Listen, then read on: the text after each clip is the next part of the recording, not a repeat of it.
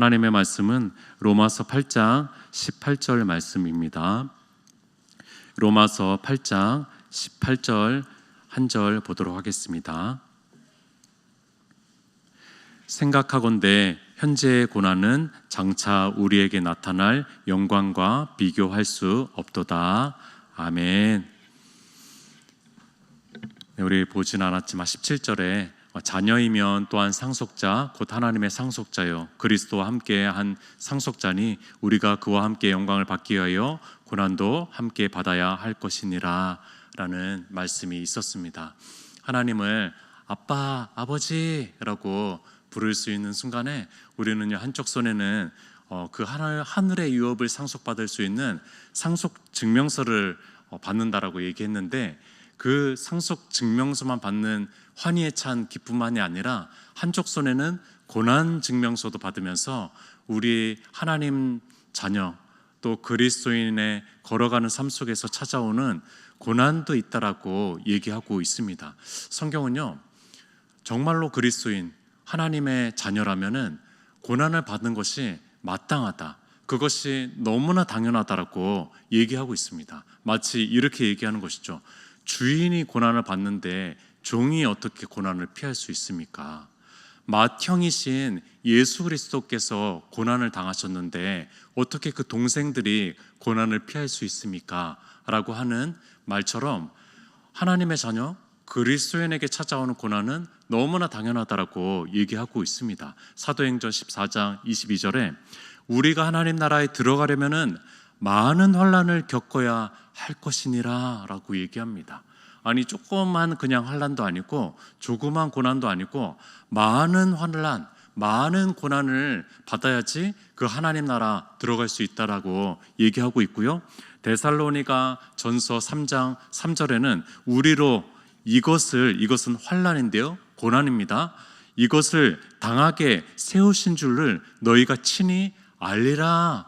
너희가 하나님의 자녀가 됐냐? 그러면은 복들도 분명히 주실 것이다. 그러나 또 하나 알아야 될 것이 있다. 그것은 환난도 너희에게 주시려고 오히려 세웠다라고 얘기합니다. 환난을 주시려고 우리를 세웠다라고 얘기한다는 것입니다. 히브리서 12장 6절에는요, 주께서 그 사랑하는 자를 징계하시고 그의 받으시는 이들마다 채찍질 하심이니라 라고 얘기합니다. 오히려 하나님의 자녀이기 때문에 하나님께서 아버지 되시기 때문에 징계하신다라는 것이죠. 채찍질 하신다라는 것입니다. 오히려 하나님의 자녀이기 때문에 고난과 환난과 아픔과 슬픔이 찾아올 수 있다라고 얘기하는 것입니다. 사랑의 매질, 애정의 채찍질이 있을 수 있다라고 얘기하는 겁니다. 그러니까 고난이 찾아온다고 이상하게 여기지 마십시오. 우리가 하나님의 자녀인데 고난이 찾아왔다고 너무나 이상하게 생각할 필요가 없습니다. 아, 당연한 것이 찾아왔구나. 아, 내게 주어져야 될 것이 찾아왔구나 라고 생각하는 것도 필요한 생각인 것 같습니다. 이것이 하나님 자녀의 현실입니다. 그래서 오늘 본문에 고난을 무슨 고난이라고 얘기했냐면요, 현재의 고난이라고 얘기합니다. 이 고난을 현재의 고난이라고 얘기한다는 거예요. 이 고난은요, 현재를 어쩌면 대표할 수 있는 그런 상황이라고 얘기하는 것입니다. 초대교회 교인들에게는 더 그랬겠죠. 그들에게는 현재에는 고난이 더 많았을 수도 있을 것 같습니다.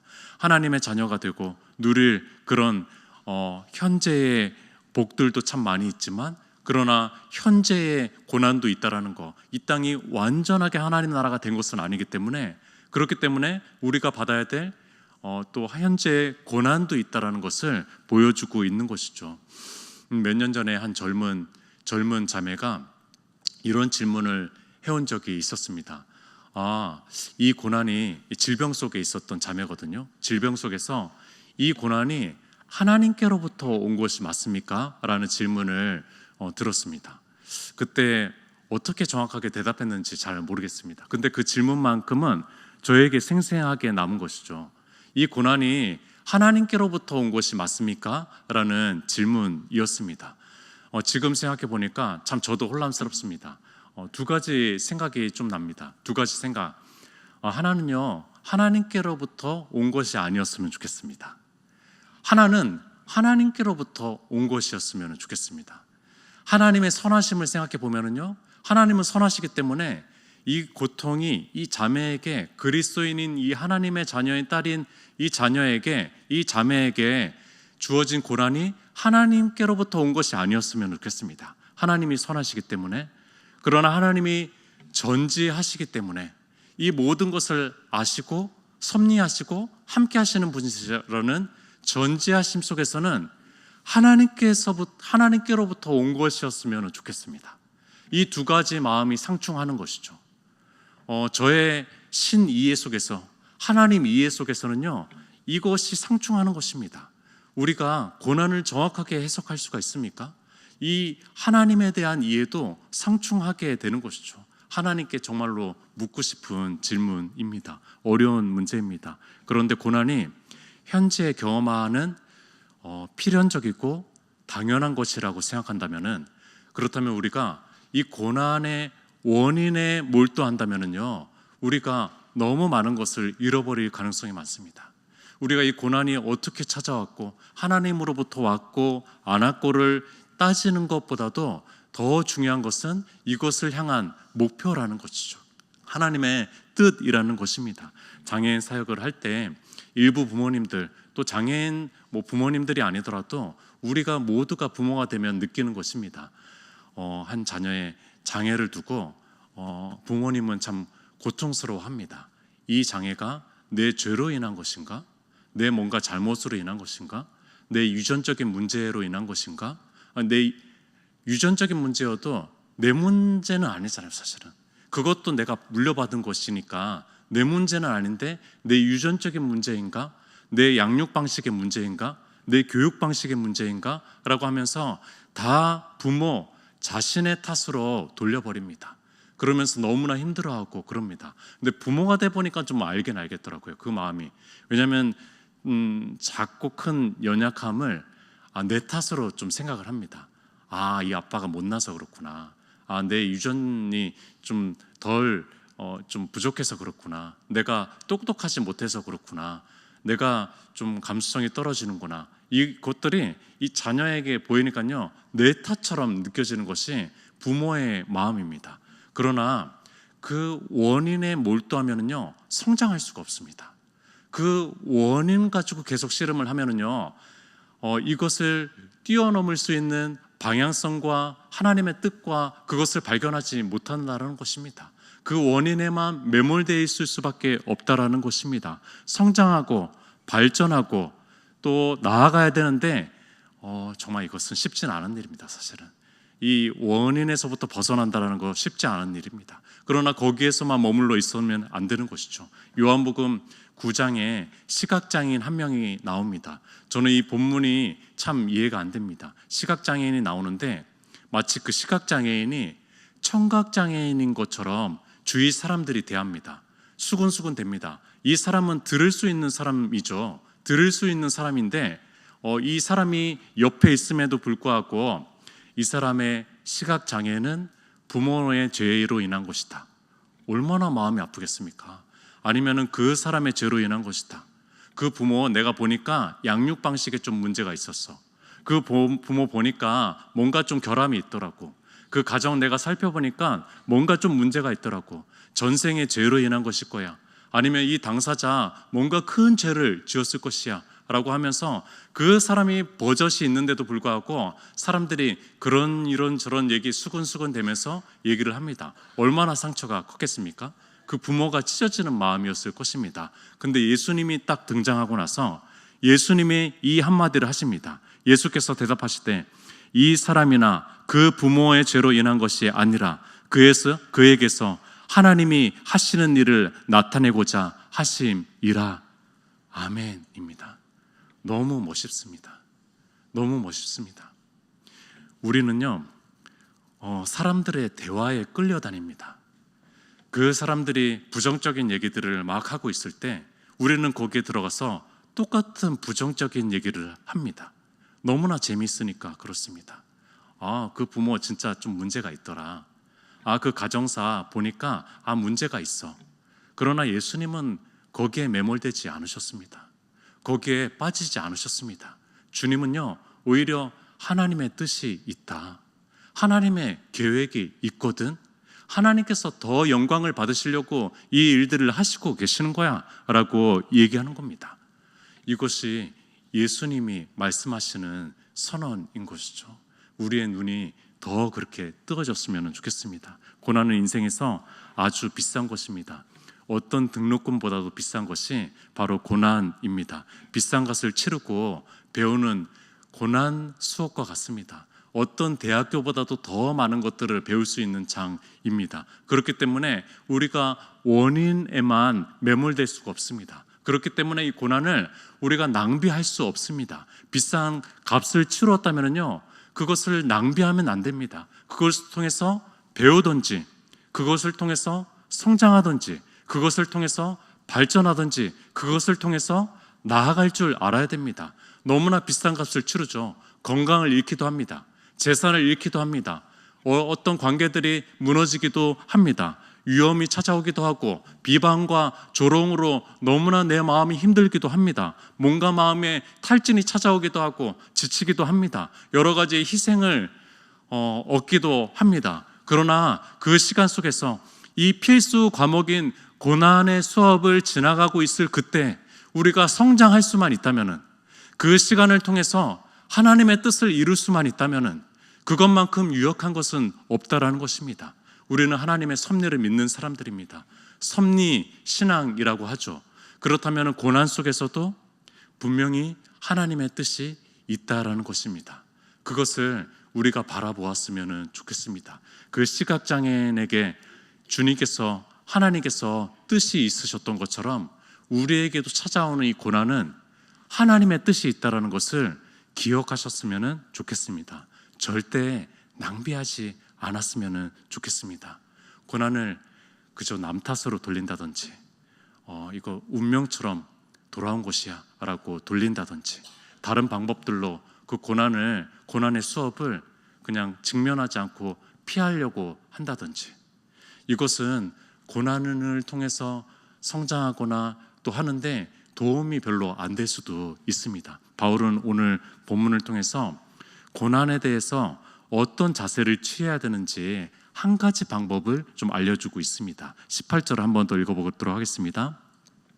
생각하건대 현재의 고난은 장차 우리에게 나타날 영광과 비교할 수 없도다 라고 합니다. 감사하게도 하나님께서 우리 사람들에게 주신 힘 하나가 있는데, 그 힘은 생각할 수 있는 힘입니다. 생각하는 힘을 주었습니다. 그래서 생각하건대 라고 얘기합니다. 그런데 오늘 바울은요, 이 생각을 통해 가지고 비교 수업을 합니다. 두 가지를 비교하는 수업을 통해 가지고 생각하게끔 만듭니다. 비교 방식 수업을 꺼내 들고 있는 것이죠. 바울은 비교할 수 있었던 사람이고, 바울은 아주 무게를 잘 잴 수 있었던 사람인 것 같습니다. 당시에 양팔 저울이 있었음에도 불구하고 오늘날처럼 정교하지가 못하거든요. 그렇기 때문에 이 양팔 저울을 잘 이용해서 무게를 잰다라는 거, 이 결코 쉽지가 않았습니다. 그러나 이 바울은 아마 측량을 잘 했던 것 같습니다. 왜냐하면 텐트 메이커였고 또 그런 일들을 손수 많이 했던 사람들이기 때문에 무게를 재고 측량하고 하는 일들을 했었으니까요, 분명히 이 무게를 잘 쟀을 것입니다. 바울은 한쪽에 팔에는요 현재의 고난을 두었습니다. 또 한쪽의 팔에는요 장차의 영광을 두기 시작합니다. 이 둘을 올려보았습니다. 올려보고 잘 재보니까 이 둘이 비교할 수가 없구나라는 것을 깨달았어요. 비교할 수가 없는 두 가지 이유가 있죠. 첫 번째는 너무 비슷해서 그래요. 너무 비슷해서 너무 비슷하니까 이렇게 쏠리기도 하고 이렇게 쏠리기도 하고 왔다 갔다 계속하니까 더 어떤 게 더 무겁지? 라고 이제 잘 모르게 되는 것이죠. 두 번째는요, 너무 비교할 수 없을 정도로 차이가 많이 나니까, 그렇기 때문에 비교할 수가 없는 것이죠. 이것이 얼마나 더 무거운지를 도저히 알 수가 없는 상황이 되는 것이죠. 그러면서 비교할 수 없도다라고 얘기를 합니다. 우리가 아는 것처럼 바울은요 태장을 여러 번 맞았습니다. 감옥에서 수년 동안 지냈고요. 헐벗고 배고팠을 때도 있었습니다.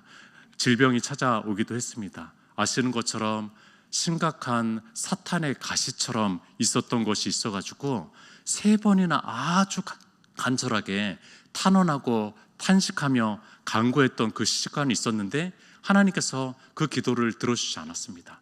그러니까 결국에는 불치병처럼 남은 그 질병조차도 있었던 사람이 바로 바울입니다.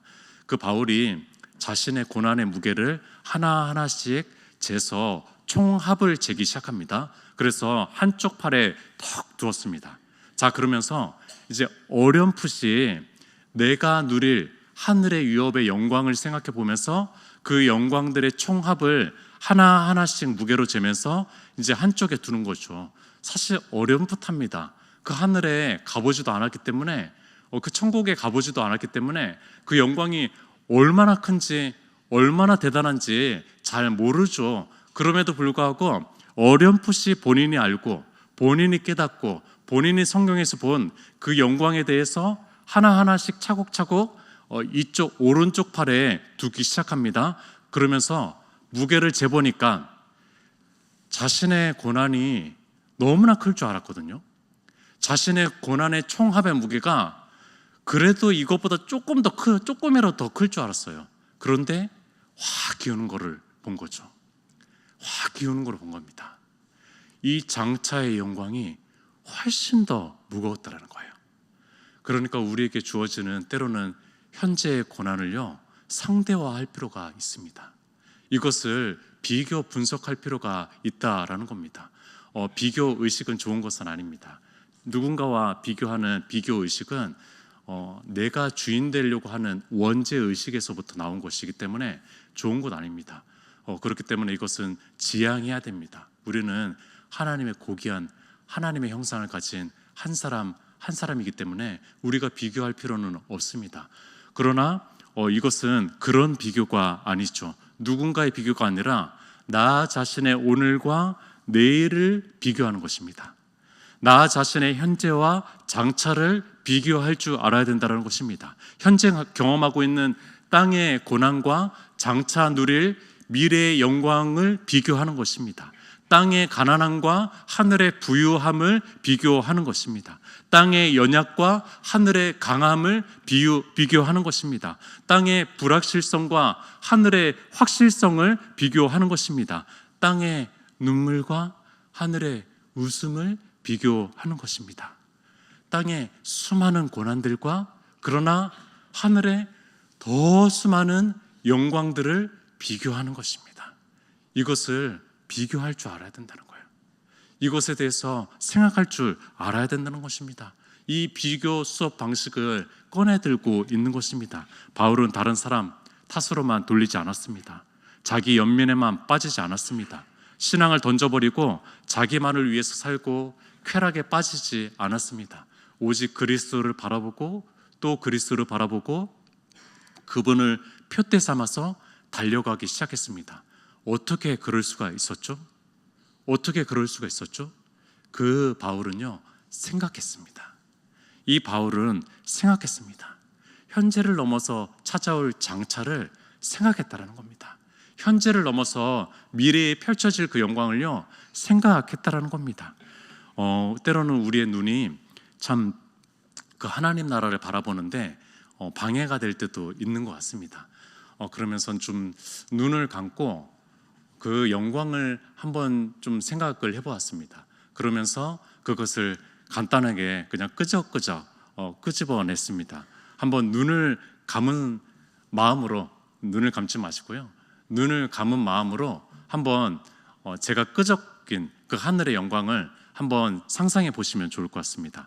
하나님이 원래 의도하신 충만한 삶, 영원한 삶, 하나님 사랑을 충만하게 느낌, 그분과 충만한 친교를 누림, 넘치는 기쁨, 영원한 즐거움, 완전한 거룩함, 허물이 없으며 죄의 생각조차 없음, 하나님의 뜻에 완전히 순종함, 하나님의 뜻에 기꺼이 동의하고 순응함, 하나님과 하나됨, 영원히 피조물로 머물지만 창조주로 가득 채워짐, 스트레스가 전혀 없는 평안함, 천사들의 계속되는 섬김의 손길, 하나님을 예배하는 만족감, 선명한 지식, 의심의 구름이 없음, 이해가 심화됨, 명확한 판단력과 분별력. 제가 지금 무슨 얘기를 하는지 모르겠습니다. 그 하나님의 영광이 영자도 모르는 사람이 지금 뭘 지금 상상하고 이 인간의 언어로 그 영광을 어떻게 다 표현하겠습니까? 그냥 조금 끄적여 봤습니다. 그 생각을 우리가 해야 됩니다. 그 영광의 생각을 우리가 할 줄 알아야 됩니다. 그래서 찰스 스펄전이요, 목사님께서 이런 얘기를 했습니다. 현재 삶이란 우리 삶의 전체 역사에 놓인 짧은 서론일 뿐입니다.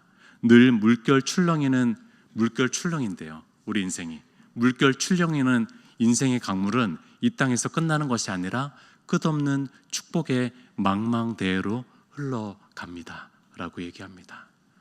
이 땅에 물결이 출렁이는 강물과 같지만, 그러나 우리가 이 땅의 삶은 서론일 뿐인데